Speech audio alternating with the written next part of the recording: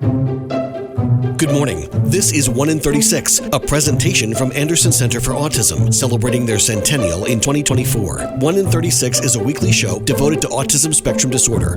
Good morning and welcome to 1 in 36, the weekly talk show on topics related to autism spectrum disorder.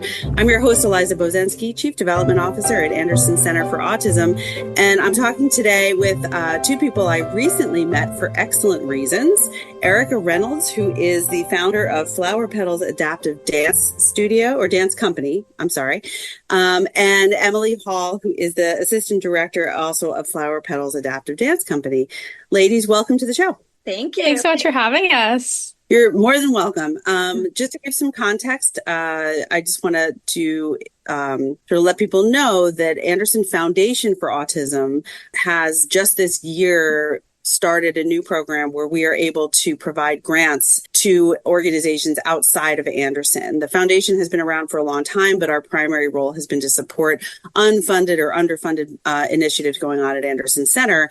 And we're just very excited about this new initiative due to the generosity of so many people and the fact that our foundation has grown to a level where we can set aside some funds to support organizations that are doing what they can do in their own way, but that aligns with our mission to optimize the quality of life for individuals with autism. So Flower Petals is one of the first organizations to receive a grant from Anderson. And we just, so we were celebrating that. And we wanted to have you on the podcast to talk about what you do. So Erika, I'm going to throw it to you. Can you give us a little bit about your background and how you got to the point where you founded this wonderful organization? Yeah. So thank you so much for having me. We have really only partnered with like one other person, and it's been a lonely journey. I started Flower Petals with another stay-at-home mom. I have a son with autism, and I have another daughter who's been a ballerina her whole life. And I was just looking for a way to marry those two to make my daughter get some experience in the autism world. And I thought it would be a good idea for her to teach dance to autistic kids. So I rented a dance studio by myself. I, knew of a local dance studio. I paid the rent. I signed up. I made a Facebook flyer and I posted an online, ad. And I said, hey guys, my daughter is now teaching dance to special needs kids. At first we had only a couple of kids and, I didn't charge for the classes because, after all, my daughter's a child and she was teaching classes. So I didn't know how good of a teacher she was. I just thought it would be a great learning experience for her. And it just grew and grew. And more people started signing up. So that's how it morphed. It was just the community demand because parents were telling me that it's so difficult to find after-school programs and recreational opportunities for kids with special needs. Yeah. And you as a mom probably had experienced that with your son as well, right? Yeah. I mean, we have never found a class that was right for him. Even some of the local YMCAs, they just don't, it's just not the right environment.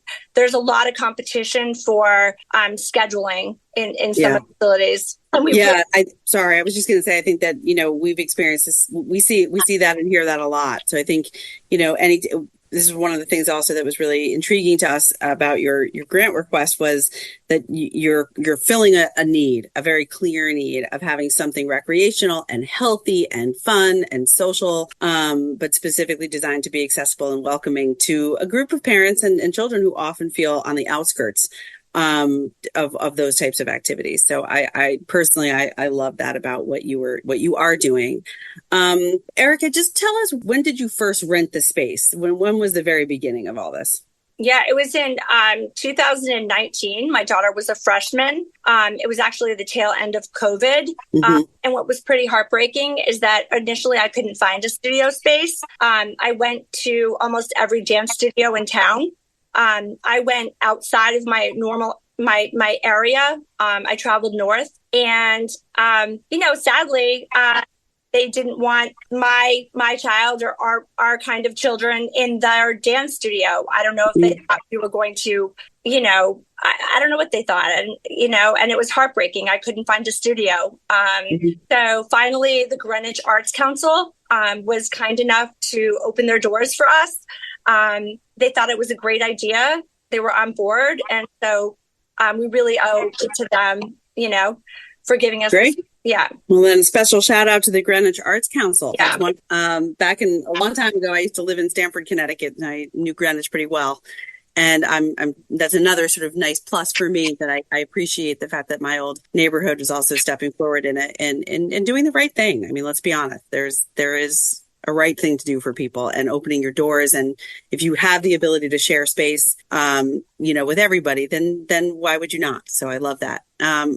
All right. So, Emily, if you could just quickly give us a little bit of your background as well. I know you're still in high school. Yeah. But once you start off in high school as the assistant director of something, I think that probably there's big things ahead of you. So tell us a little bit about yourself and why you're involved. Yeah, so I got started. I grew up a dancer. I've always loved dance, and I did it just outside and inside of school at my studio. But I actually heard about Flower Petals through my dance studio. A few people had volunteered. So I decided to sign up. I thought it just sounded like a great way to extend this activity that I'm doing to serve more communities. So I signed up for Flower Petals, and I loved the kids. Everyone was super welcoming, and it was just a really great first week that I had there. And I think probably within the first month or two, I started to also get involved with a little bit more of the business side of it, just because there's always, opportunity. It's hard to run nonprofits. There's a whole range of challenges with that, funding, all that kind of stuff, outreach. So I quickly got involved in that as well. And now I'm serving kind of a dual role where I'm there the 3 hours a week that we have our classes helping teach, but then I also am behind the scenes kind of doing some business work. And I think it's really rewarding to have those two very different roles. It's taught me a lot about just working with the kids. It's nice to be a teacher and be in the studio, because that connection with the kids is really what motivates me to do all this business. And that's the reason why I want to grow it so much, is because I'm actually there seeing truly the power of what we're doing. That's what gets me to want to share it as much as possible. So there's a very good TED Talk out there if you're ever interested, and it's called, I think it's called The Power of Why. But what you just described to me is your why. Exactly. And those of us who work in non-for-profits often have one. And what's lovely about it is that it's usually unique to each individual person, but it's the reason why things make sense for you and you keep coming back. I love that. That's great. Erika, let's go back to you. And we have about 3 minutes left in the first half of the show. Can you give us an overview of the different classes that you offer and what you hear from your fellow parents, what the impact is for families and parents and maybe even siblings in terms of having this opportunity available? Yes. So we naively started off with ballet. And I soon realized that kids on the spectrum have a hard time controlling their movements at the bar, and they don't necessarily love the slow classes and the sleepy music. So the parents are the ones that pushed us, and the students are the ones that pushed us and said, can you offer hip hop? Can you offer a more mommy and me type class? My kids love to spin. They love to jump. They really want to be, have more movement and more action. So that propelled us to open up a hip hop class, a beginning dance class. In our beginning dance class that Emily teaches, we have a lot of freeze dance, hokey pokey, movement type stuff. Then we hired a professional hip hop teacher. She comes in. The kids are, some of them are severely delayed and impaired, but they love that beat. They love the hip hop music. So now we offer 4 classes. We offer, and we're launching with the help of Anderson, we're actually launching a ballroom dance class. So we just keep growing, right? Yeah. So now we have the beginning dance class, the ballet class, the hip hop.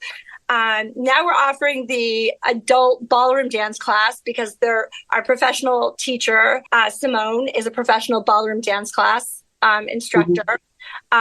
Recently, we got asked to start a toddler class for 3 months. So we offer that, and it's super cute. What's really apparent to me is how much the parents get out of the classes. They enjoy the respite of just closing the studio door and not being bothered for an entire hour. And all of the parents, they get their coffee, they sit around, and they really have deep discussions, and they make meaningful connections with each other. And we get into a lot of, very serious, important conversations about autism. And, we talk about everything from stem cell research to who are the best speech therapists in town. And I think, everybody has their phones out, everybody's sharing contacts, and it's a great resource for the parents to connect one another. So, looking forward, I wouldn't mind growing that aspect of it as well. And offering some seminars or enrichment type stuff for the parents. That's great. Yeah. That all sounds amazing. And we're going to come back to that when we get back from our break. We have to take a short break, but I want to pick up where we left off and then get into some of the, front facing sort of how do you get involved? How, what's it like being a high school student teaching, et cetera, et cetera. This is 1 in 36, the weekly talk show on topics related to autism spectrum disorder. I'm your host, Eliza Bozensky. We'll be right back. Sometimes I just cannot believe all the storms we've gone through here. I can only hope that we'll be able to leave this house to you one day, baby. You're our legacy. Planning for these disasters will make sure we're safe, and is the best way to protect that legacy. You know what? We should make an emergency communication plan. That way we're ready this year. At my dorm, we have emergency kits for earthquakes and wildfires, but I'm sure there's something more local I can send you with a link. Okay. Smart.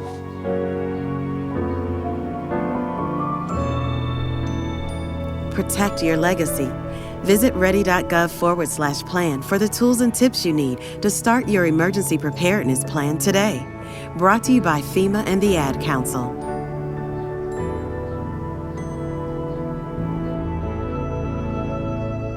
Somewhere, there's a river rushing through the woods while someone rushes through their day. There's a mountain looking up at the sky while someone looks down at their phone. A trail waiting to be walked while someone waits for a latte.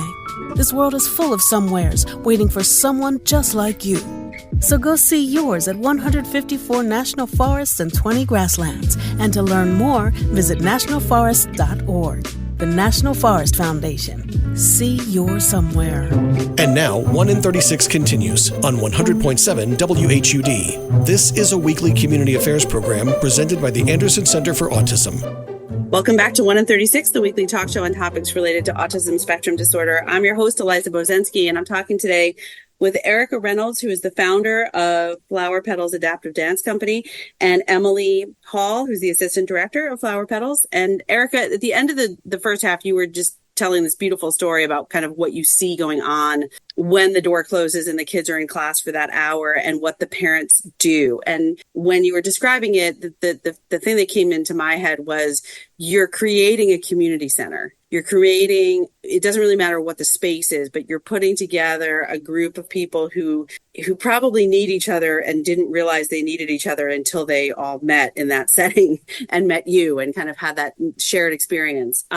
So it's great to hear that you're looking for ways to maybe expand that. But for the moment, is that just something you want families to know that they can expect, that they're welcome to stay, and they're also welcome to let their kid have their kids' experience with the instructors in the room, and they're not going to be, if they like that it's okay for them to also create and enjoy their own space? Because I think that that's something that a lot of parents don't feel like they have in a lot of times. Yeah, I think that stems from me because, as I mentioned, I have a 15-year-old who's a non-speaker, has significant behaviors, and they know that I understand their kid. I can read nonverbal cueing, and I think that they feel safe with me, and I am there every single week. And, we all tell them, you've got your kid. You are safe here. You are good. Like, we accept every behavior. I mean, last week we had a child picking apart a pom-pom, right? Emily was, there, and she's the child. Who cares? The child's picking apart a pom-pom, right? Mm-hmm. You just roll with it. And The parents in the very beginning, I was so nervous. The parents would open up the door and they'd see their kids running around and not dancing. And we were trying so hard. And, the parents say, you know what, as long as they're happy, as long as they're smiling, music's on and they're safe, then we're good. Like, we don't actually expect them to learn dance. We want them to be with their peers and these beautiful volunteers. And, it's just, everything works. Right.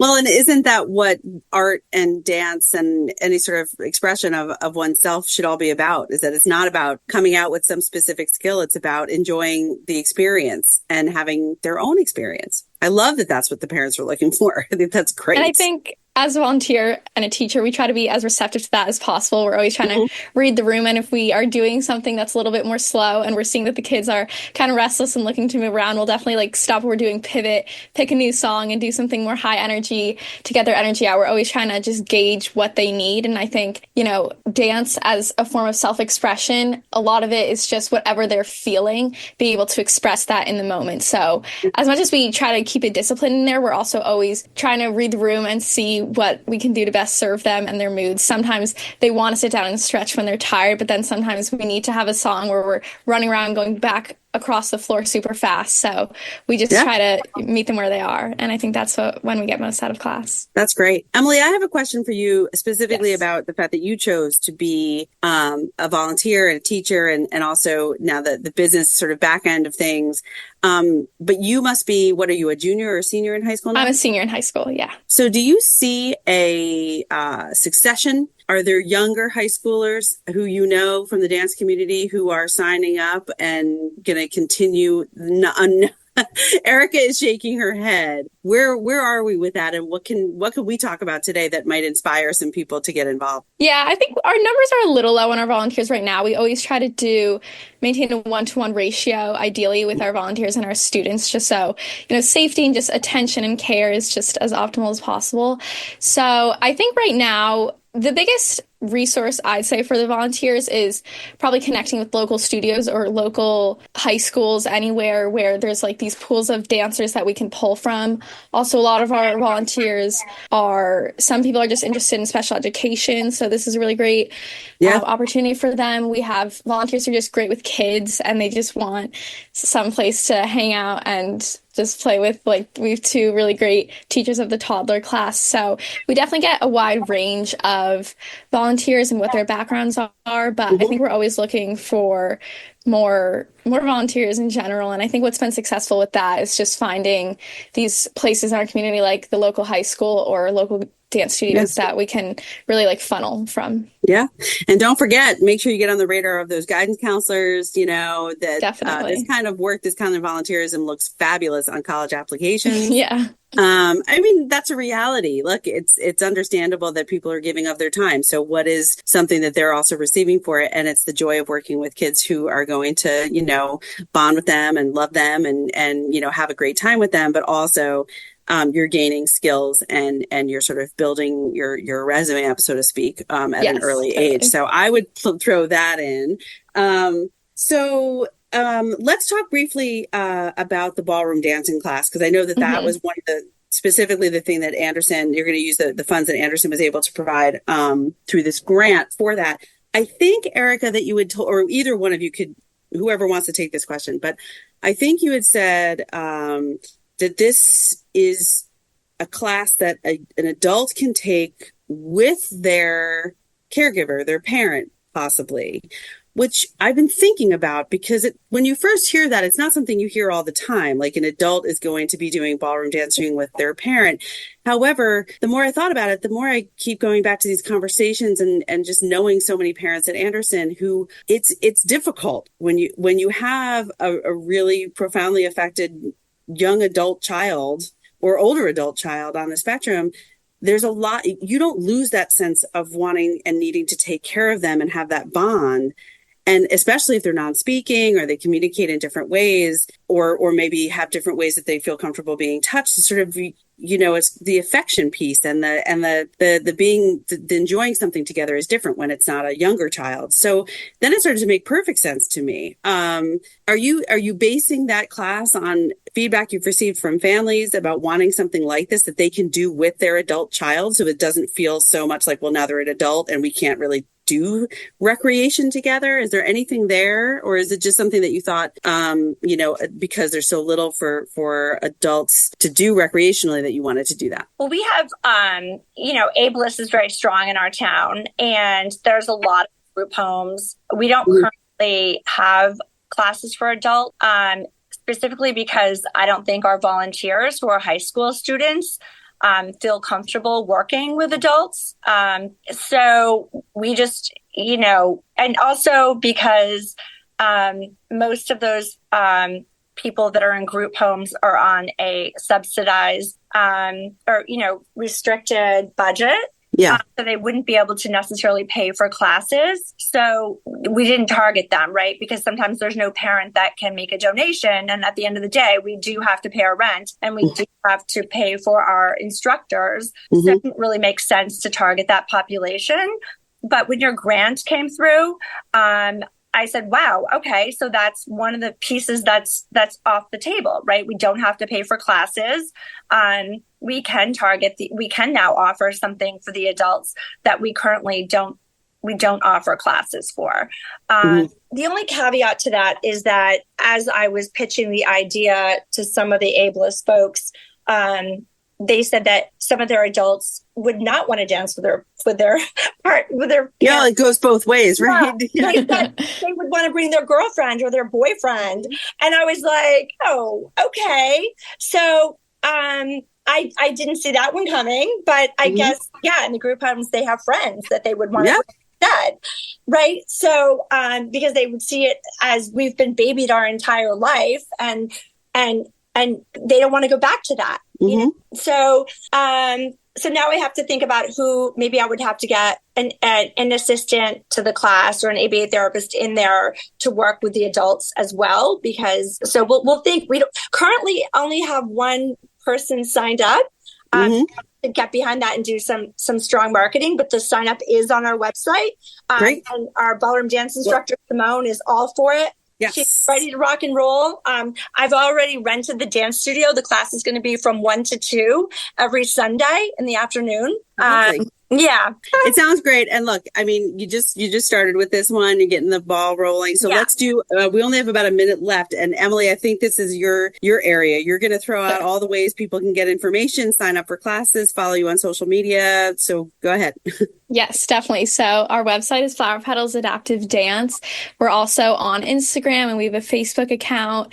Speaking to just the community of Flower Petals, we also have, even if you can't attend our classes, we have a page on our website, a tab, Links We Love, which is just a whole bunch of resources. And I think that really speaks to what we're trying to do, is just be a center in a community for a lot of people to get involved. So you can definitely check out our website, and we're in Greenwich, Connecticut. And we have twice a year we do our little dance performance. So our one this year is December 22nd. It's just going to be a winter performance, which is really great for the kids to get really excited for it. So those are some upcoming events we have. And yeah, just any sort of social media engagement is great. I really think that's how all these communities grow and thrive. So I love it. I love it. So all the different ways you can get in touch, and we'll put that out there when we post this interview. One final question, Erika, just curious, is there any particular reason why you named it Flower Petals? Well, I just thought about every child is unique. Every diagnosis is unique, and every flower is unique. So, honestly, that's where I went with that. And it wasn't trademarked, which is one, I get it. That's a lot of shining stars out there, right? There's a lot of shining stars, and we are a shining star, but that was taken. So that you're also a flower petal. I love it. I think it's great. Erika and Emily from Flower Petals Adaptive Dance Company, thank you so much.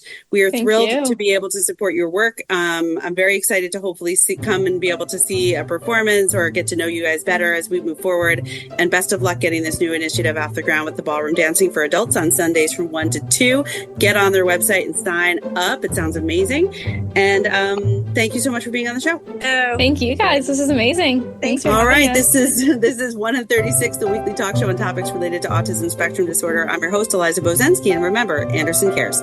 You've been listening to 1 in 36, a weekly presentation from Anderson Center for Autism, celebrating their centennial in 2024. Join them for another edition of the show next weekend.